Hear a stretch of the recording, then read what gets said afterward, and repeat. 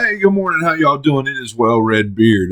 It's a damn fine day to talk about a book, and we are here for a book review. Today we're going to talk about Hell or High Water by Matt Starr. Now, I read this book probably about a week and a half ago, so I went over to Goodreads to check out some reviews, see what other people were saying about it to kind of refresh myself, and I noticed that Matt had reviewed his own book a year after the fact. On its birthday, he reviewed it. He gave his book 3 stars. I found that kind of fresh, and just that he could be subjective about his own work. He talked about after a year he felt he could give it a fair appraisal, and that it's too short, too many characters, narration is awkward, overwritten, and too ambitious in places, and so on and so forth. I don't disagree with what he says. I don't know that it's necessarily too short. For me, there were too many characters, a little bit too much going on. Certain people ran into each other, but I really liked it, and I'm probably more at like 3.5, and I'm going to round it up to 4 because of what it does here. It takes a Southern grit novella and brings in some biblical stuff, but really it's about the intersection between that Southern gritty lit and like Greek mythology for me that made this something special. There is a bar. And our main character Doobie comes home and buys this bar. His daddy used to drink there. He's got a history with this place. He witnessed something happen out behind the bar when he was a young child. He used to go there as a young child to get his daddy and whatnot. Sorry about the noise. But so there's a bar. There's a expanse of land behind it. I'm picturing like a field, some low-lying area because there's a flood.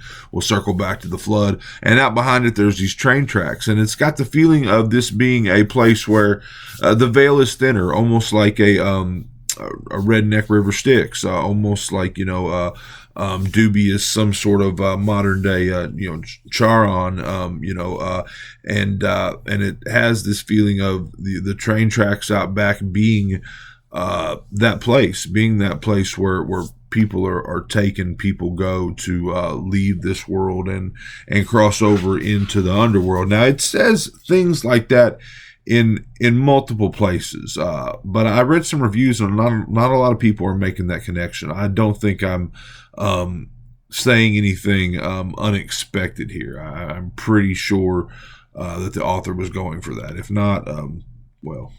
Anyway, but even the road out front is called like Styx Road, I think, the road in front of the bar. But anyway, there's one part where it talks a little bit about this train out back, and it says, Zeb gazed ahead. That ain't just a train. His buddy laughed and grinned at him slantways. Well, what the Sam Hill is it then? Zeb downed his shot and grimaced. The old timers say it's where you go to bury your sins. Bury your sins? Yep, he admired the empty glass as if it were a precious antique. To let him wash over you, through you, like the redeeming blood of Christ. So, the old-timers think there's something else going on out there with that train. There was a flood here way back. And I want to say it was like in 1921 or something like that. But it was way back, and 120 people, give or take, were killed in that flood. And so there's just a lot of history here, a lot of ghost, if you will. I mean, not really ghost, but you get what I'm saying. There's this whole circular quality to the story. I like that. There's a flood, a historic flood, and there's a flood coming, and there's this idea of Doobie getting out but being pulled back and coming back to this place, and there's an idea that that happens to all of us. We can run as far as we want to, we can stay away as long as we want to, but we're always pulled back, to home, and maybe not necessarily the actual literal home, but this idea that we all owe the same debt at the end, and we can prolong it, we can put it off, but there's this feeling of that, of being pulled back, of being of facing a debt, I guess, of sorts. So I don't know if I've mentioned this already, but Doobie as a young child, his father ran moonshine, his grandfather ran moonshine, and he witnessed something out of those tracks. He witnessed men basically throw another man under the moving train. And you feel like that has happened multiple times. You feel like this isn't like a one-time occurrence, that people take their sins, that the town takes its trash out to the tracks, so to speak. So I enjoyed it. I enjoyed that intersection of Southern lit and this idea, of Greek mythology, of the intersection between this world and the underworld, the afterworld, whatever. There's a lot of pretty prose in here, a lot of one-liners. A lot of them have like little religious tints to them, but I tend to dig that type of stuff. And I've got some marked here I want to share with you. So he's having this dream, and I'm going to read this little paragraph to you. And I don't know how much of this is what I wanted to share, but I'm just going to read a paragraph here. The scream carried over as he woke in his office, shirt clinging to his body by a sheet of sweat. He reached for his spectacles on the desk. Everything seemed normal, but it wasn't. But it wasn't the alternative that had scared him in the first place. It wasn't the death or the water or the train. What scared Doobie the most was that the man who'd been slain in his dream had gotten what he deserved. And in a world in which people got what they deserved, Doobie could only wonder what awaited him.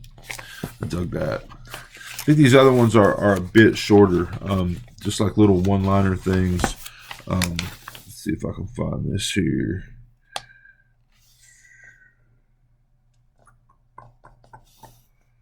I'm having trouble. Oh, okay, yeah.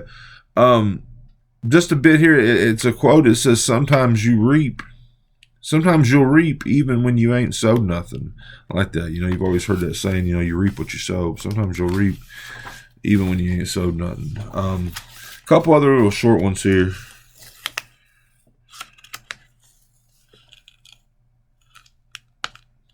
All right, so a thatch of clouds covered the moon, then exposed it again before Doobie spoke next. "Why do you do it then?" he asked. "Don't know nothing else," the man said, expelling a cottony breath. "I just go about my business. Every once in a while I look up in the sky and say, 'Father, forgive them, for they know exactly what they do.' That helps me some. That's all I can do." "Don't you mean, for they know not what they do?" "Nah, sir," the man said. I like that. All right, one more little bitty one here. So I told you that there's a circular quality, that there's a flood coming, there's a storm coming, and rain is starting to fall. And this feller says, "Only time heaven opens up anymore is to unleash hell." Dug that too. So look, for me, it was a cool story. I mean, don't get me wrong, it didn't read super smooth, but the idea, the concept, again, that intersection of those two things, I dug it. It was, it's a fresh voice for me. This was my first read by Matt Starr.